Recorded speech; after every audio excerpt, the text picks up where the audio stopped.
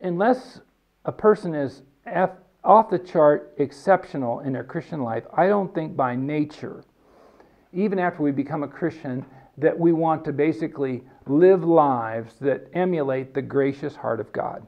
And here's why. Because I think, for one thing, I think we tend to limit grace, the work of grace, to salvation too much.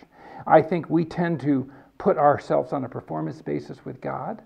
And we tend to think that our primary role with God is to act a certain way to maintain relationship with Him, instead of realizing, no, He said, my relationship with you has nothing to do with how you behave. If you jump through all the hoops, you're not going to get more of me, because that's assuming I'm holding out on you. And if you don't jump through all the spiritual hoops, you're not going to get less of me, because you're thinking that my love for you is conditioned on your behavior. It says in Psalm that God is not dealing with us according to our sin. If He were, we'd all be dead. He said, no, I'm not dealing with you according to your sin. I'm dealing with you according to what I did for you on the cross. I took your sin. I took your shame. I took your blame so that you don't have to. I'm dealing with you according to my love and grace. And so we have to be deliberate about it, and that's what Family Matters. At familymatters.net, you can go there and you can actually see an animated version of a complete unpacking of a grace-based plan for parenting and for marriage, for relationships, for family, and even a grace-based plan for church. And with that in mind, let me tell you how I think what's vital for if a church wants to embed God's grace into families, then it has to be a grace-based church. I think we have a lot of truth-based churches where they teach the truth of God, the doctrine of God, the apologetics. I mean, they're really strong on the Bible, and the Bible, and the Bible. I believe that. I go to a Bible church. I want the Bible taught. I want the Bible taught accurately and doctrinally sound. I want all that, all the orthodoxy. It's got to be in place. That's our building code.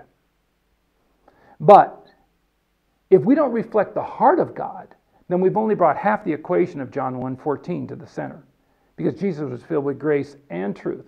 And so it helps that we on the staff treat each other graciously. Now listen, I have spoken, because my role is I don't pastor a church, I'm kind of called to the church. And so I speak at churches all over the country, all over U.S., and really all over, I've spoken a lot all over the world.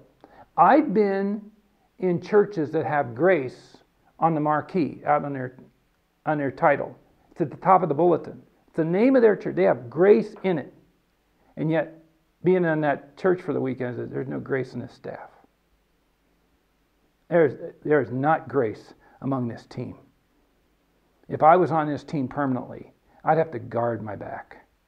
I would not be able to be authentic and transparent with them. It'd be too costly. These guys, scorekeepers, they're keeping files on each other. And by the way, that's usually a top-down attitude. When the senior pastor's that way, it goes that way. And all I have to say, and this might sound pretty blunt, but that is not how God's heart is. That is not how He treats us. And I don't care how much, how many great moments that church can record, and how many people they baptize, and how many people are attending. I really don't care.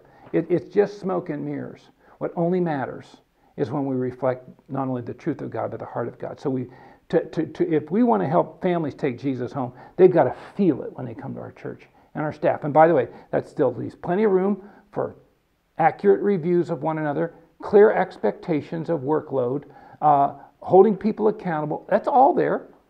That's all grace too. But we got to make sure we're being serious about this.